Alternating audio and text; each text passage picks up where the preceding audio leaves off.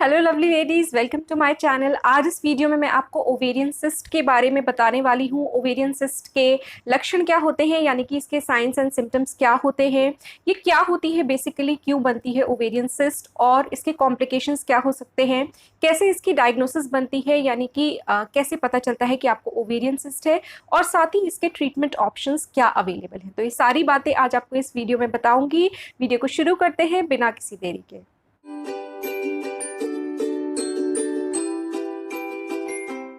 Ovary यानी कि अंडाशय, जैसे कि नाम से ही क्लियर है आपको कि इसका काम होता है अंडा रिलीज करना, यानी कि एग रिलीज करना।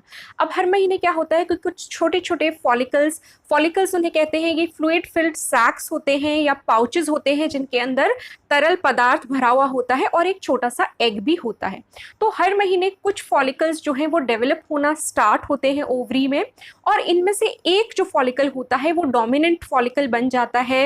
ये थोड़ा और मैच्योर हो जाता है और फाइनली ये करीब मिड साइकिल में, यानी कि मेंस्ट्रुअल साइकिल के जो करीब बीच का समय होता है उसमें ये एग को रिलीज कर देता है। तो लेकिन अगर ऐसा हो कि फॉलिकल ये जो बड़ा हो गया है फॉलिकल, ये एग को रिलीज ना कर पाए और बंद ही रह जाए, और उस कंडीशन में फिर उसमें पानी बढ़ने लग जाता है और तो ये एक सिस्ट फॉर्म कर देता है। तो इसको फॉलिकुलर सिस्ट कहते हैं।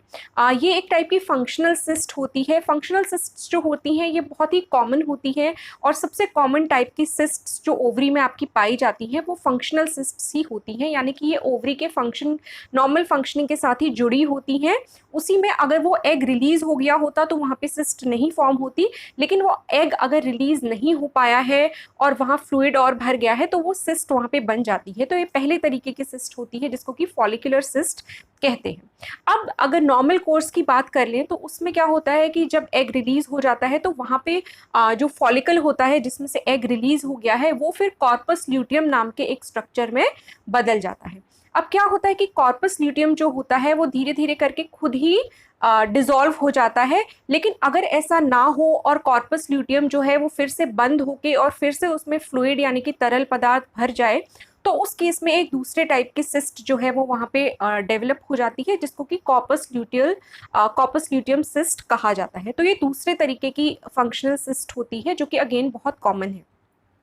सिस्ट्स की अगर बात कर ले तो ओवरी में और भी तरह की सिस्ट्स पाई जा सकती हैं, जैसे कि डर्मोइड सिस्ट्स या फिर एंडोमेट्रियोसिस नाम की बीमारी के साथ जुड़ी हुई जो सिस्ट होती हैं वो पाई जा सकती हैं। इन्फेक्शन से रिलेटेड सिस्ट पाई जा सकती हैं। तो ये सिस्ट्स भी होती हैं ओवरी में, लेकिन यहाँ जो सबसे कॉमन टाइप की सिस्ट्स होती हैं उनके बारे में बात करी हूँ, यानी कि फंक्शनल सिस्ट्स के बारे में बात करी। तो इस तरीके से मैंने आपको दो कॉमन टाइप के ओवेरियन सिस्ट्स के बारे में बताया, एक तो फॉलिकुलर सिस्ट और एक कॉर्पस ल्यूटियम सिस्ट। कि जो फंक्शनल सिस्ट्स होती हैं इनकी दो खास बात होती है। एक तो इनका साइज जो होगा इसका, कभी भी अगर आप फंक्शनल सिस्ट हम कंसिडर कर रहे हैं तो ये 3 सेंटीमीटर से कम नहीं होगा इसका साइज, और 7 सेंटीमीटर से ज़्यादा नहीं होगा। यानी कि फंक्शनल सिस्ट अगर है तो उसका जो साइज होगा वो 3 सेंटीमीटर से 7 सेंटीमीटर के बीच में ही होता है। दूसरी इनकी खासियत ये होती है कि ये जनरली कुछ महीनों में, 4 से 8 हफ्ते में या कुछ महीनों में अपने आप ही रिजॉल्व हो जाती हैं, अपने आप ही ठीक हो जाती हैं, और ज़्यादातर महिलाओं में इनके कोई सिम्टम भी नहीं दिखते हैं, एसिम्प्टोमेटिक होती हैं, कुछ पता नहीं चलता है कि सिस्ट है कि नहीं है। लेकिन एक चीज़ जो खास ख्याल रखने की है वो ये है कि अगर कोई भी सिस्ट जो है, जैसे कि मैंने आपको फंक्शनल सिस्ट बताया, अगर कोई भी सिस्ट 3 महीने में भी अपने आप रिजॉल्व नहीं हुई है या फिर साइज जो है वो 7 सेंटीमीटर से ज़्यादा बढ़ जाता है, तो उस केस में फिर इसमें फर्दर इन्वेस्टिगेशंस की बहुत ज़रूरत होती है, क्योंकि उस केस में ज़्यादा चांसेस ये होते हैं कि वहाँ पे ये न्यूप्लास्टिक सिस्ट है, ना कि फंक्शनल सिस्ट है। न्यूप्लास्टिक सिस्ट मतलब होता है जब भी कहीं बॉडी में आपकी एबनॉर्मल ग्रोथ होती है, नई ग्रोथ होती है, तो उसको न्यूप्लाज्म बोला जाता है। तो न्यूप्लास्टिक का मतलब यही होता है, न्यूप्लाज्म से रिलेटेड। तो वो बेनाइन भी हो सकती है, यानी कि हो सकता है कि उससे कोई खतरा ना हो, और मैलिग्नेंट भी हो सकती है, यानी कैंसरस भी हो सकती है। तो इस कंडीशन में इन चीज़ों का ख्याल रखना चाहिए कि अगर आपकी फंक्शनल सिस्ट है तो जैसे कि मैंने आपको बताया 3 से 7 सेंटीमीटर के बीच की ही होगी, और ज़्यादा से ज़्यादा 3 महीने में अपने आप रिजॉल्व ये हो जाती है। जो कॉमन, सबसे कॉमन जो सिस्ट्स जो हैं वो पाई जाती हैं। एक और बीमारी होती है जिसमें कई सारी छोटी-छोटी सिस्ट्स जो हैं वो ओवरी में बन जाती हैं।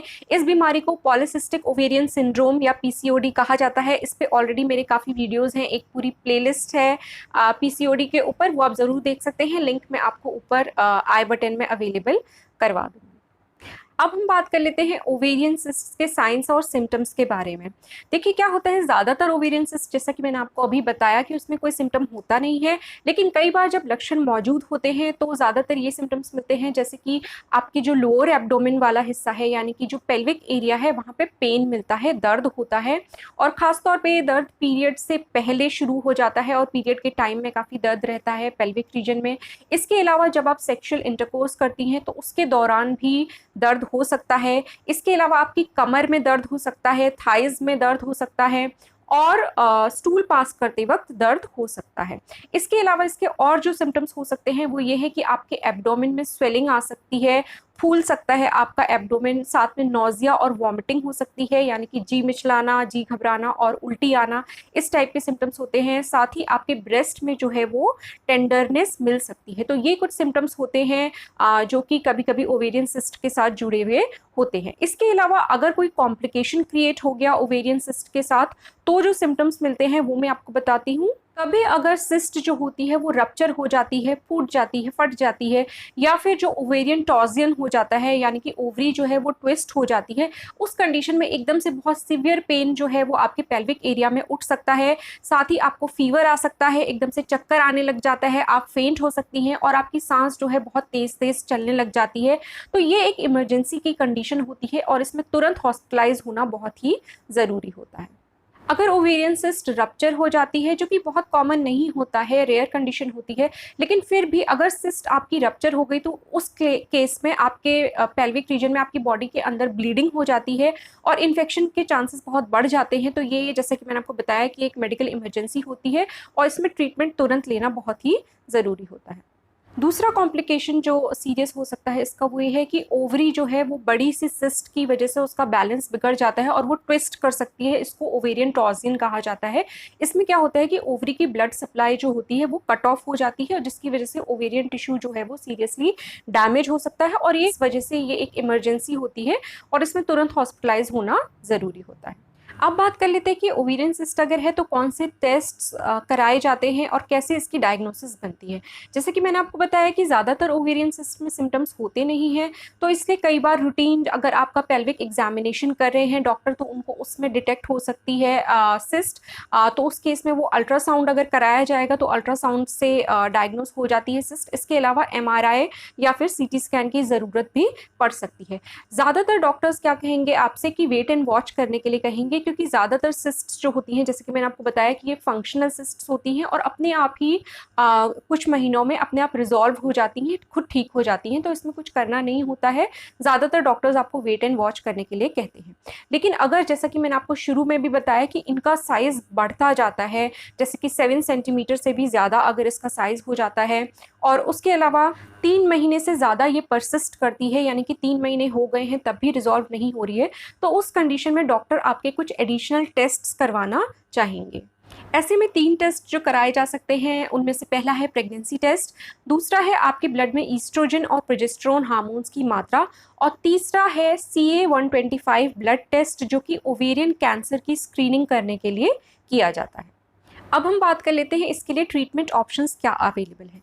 पहला जो ट्रीटमेंट ऑप्शन होता है इसमें, जो कि डॉक्टर्स आपको दे सकते हैं अगर आपको बार-बार सिस्ट फॉर्मेशन हो जा रहा है, तो उस कंडीशन में डॉक्टर्स आपको ओरल कॉन्ट्रासेप्टिव पिल्स प्रिस्क्राइब करते हैं, जिससे कि ओव्यूलेशन नहीं होता है और उस कंडीशन में फिर सिस्ट फॉर्मेशन भी नहीं होता है। तो इससे आपके ओवेरियन कैंसर होने के रिस्क भी जो है वो कम होते हैं ओरल कॉन्ट्रासेप्टिव पिल्स यूज़ करने की वजह से।